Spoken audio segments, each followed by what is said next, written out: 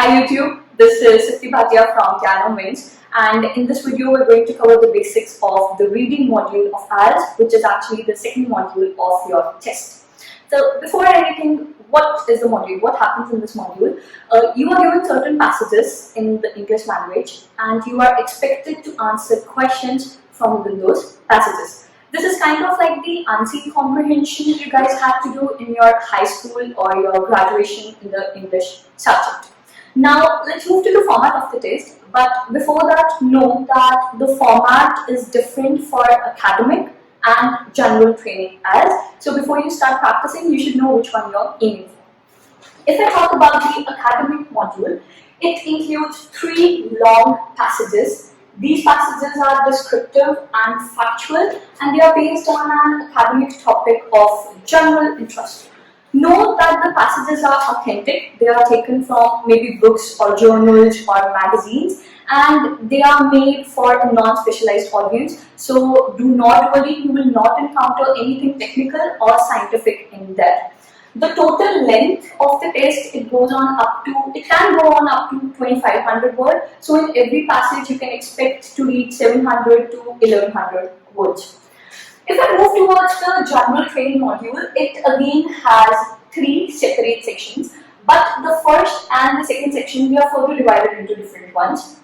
In the first one, there can be 2 to 3 sections, and these are again factual texts related to everyday tasks. So maybe you can encounter an advertisement or a pamphlet of some sort.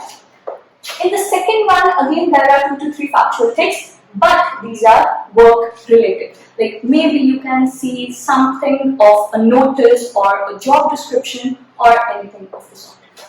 The third one is kind of similar to the academic passages, since this is just one long passage based on a topic of general interests. So this is the format of the reading test. Both of these have a total of 40 questions, and these questions can be of different types like MCQs, question answers, maybe maps, flowchart, true, false, not given, fill in the blanks, these sort of questions. If I talk about the duration of the test, it goes on for 60 minutes, and just like the listening test, you are given a separate answer sheet where you are expected to transfer your answers, and those are the ones which would be considered final. However, a very crucial thing you need to know is that unlike the listening test, in the reading, there is no transfer time. This means that you're supposed to transfer your answers within 60 minutes. That is why it is recommended that you directly write your answers on the answer sheet instead of transferring them later on. So that is all about the reading module. That is all you need to know before you start your training. And as always, stay tuned to this platform for more information about the IELTS test. And if there's anything you want us to tell you more about, use the comment boxes down there. Thank you. All the best.